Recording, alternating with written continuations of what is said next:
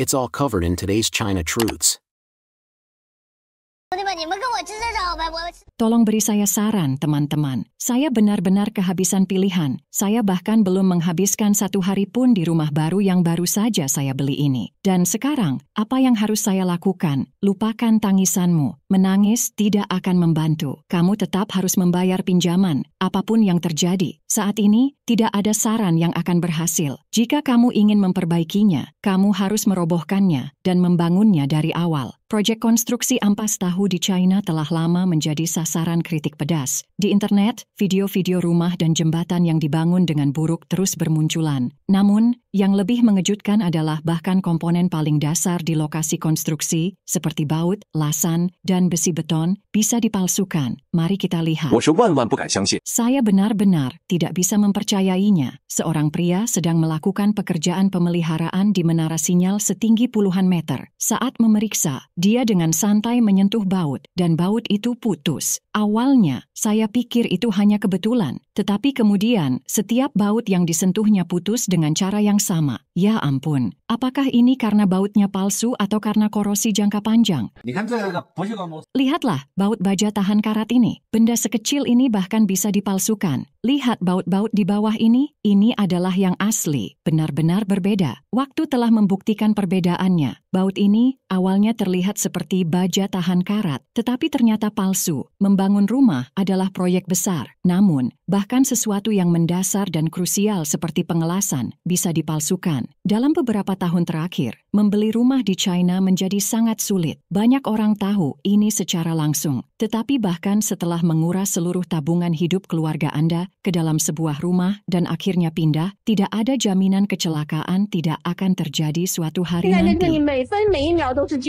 Setiap menit dan detik yang saya habiskan di sini adalah siksaan. Saya merasa seperti rumah ini bisa roboh kapan saja. Keamanan seluruh bangunan terancam. Saya telah menghabiskan seluruh hidup saya bekerja keras, dan sekarang semua uang telah habis untuk rumah ini.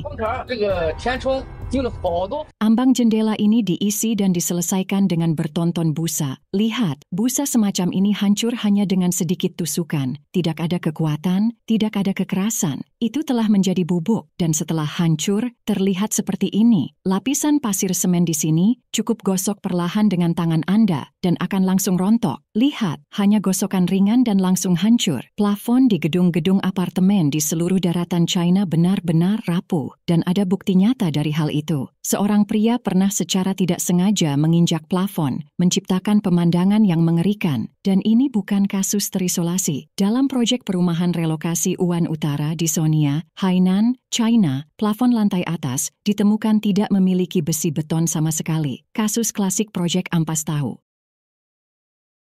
装修，我相信它一打开也会那样。 Saya percaya jika Anda membongkar ini, hasilnya akan sama. Ini bukan kebohongan. Jika Anda menggali di sini, situasinya akan sama. Selama kalian bisa mengurusnya, itu saja yang penting. Bambu dan baja adalah dua bahan yang pada dasarnya tidak berhubungan. Namun, di negara komunis China, keduanya tampaknya memiliki hubungan yang cukup dekat. Lihatlah jembatan ini. Ya Tuhan, apakah mereka benar-benar menggunakan bambu sebagai pengganti baja? Sebuah lempengan sebesar ini hanya memiliki 1 atau 2 potong besi beton, dan itu pun hanya batangan yang tergantung longgar. Berikut adalah kolom beton dari sebuah bangunan tempat tinggal di suatu tempat di China, tetapi yang terpapar di dalamnya bukanlah baja, ini bambu. Jadi, bagaimana kualitas besi beton di China? Kebenarannya mungkin akan membuat Anda takut. Pada 26 Juni 2025, menurut laporan media daratan Langchao News, pada proyek perumahan berskala besar Guoyun City Fase 2 di Bachou, Provinsi Hebei, beberapa batang besi beton berdiameter 16 mm dilaporkan dapat dipatahkan dengan tangan kosong oleh pekerja.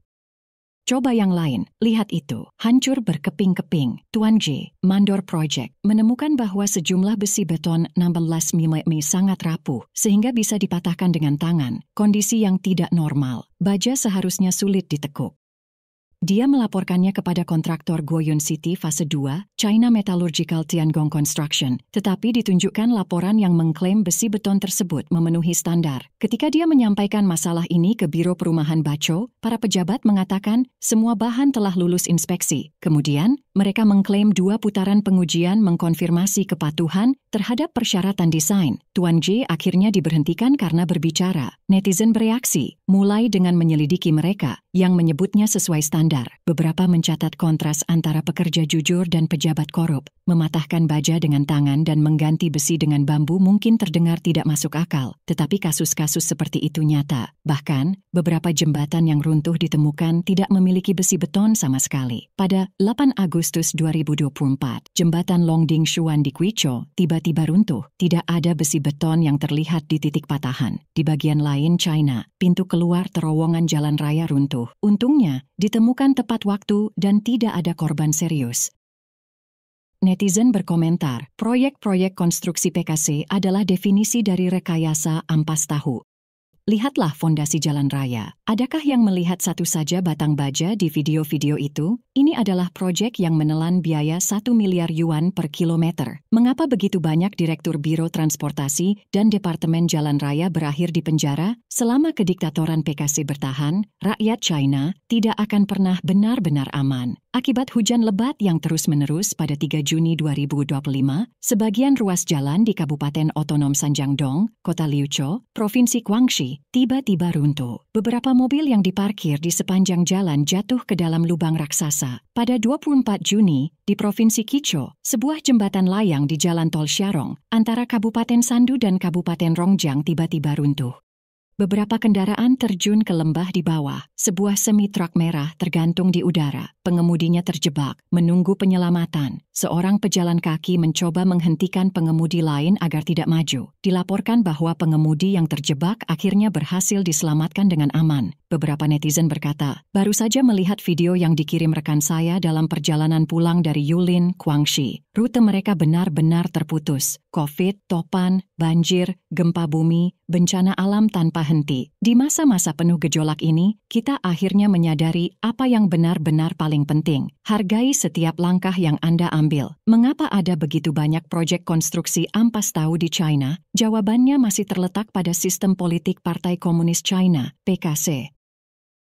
Zhang Jianglin, seorang pekerja konstruksi dari Provinsi Yunnan, secara pribadi menyaksikan penipisan material yang parah dan perubahan desain ilegal selama pembangunan terowongan kereta api berkecepatan tinggi di kota Chujing, Yunnan. Dia berbagi dengan media berbahasa China di luar negeri. Saat membangun terowongan, Anda harus terlebih dahulu menggali rongganya, lalu menuang beton dan memasang besi beton. Tetapi selama proses konstruksi, jumlah besi beton dan beton berkurang secara signifikan. Berdasarkan perkiraan kasar saya, untuk terowongan sepanjang 1.400 meter, total 1.400 meter untuk kedua arah. Nilai material yang dipotong lebih dari 20 juta yuan. Dia juga mengungkapkan bahwa selama pengecoran beton pada lengkungan dasar, terjadi pengisian yang sangat kurang. Dasar dipadatkan dengan tanah dan limbah konstruksi. Lapisan beton, yang seharusnya setebal 150 cm, ternyata kurang dari 50 cm.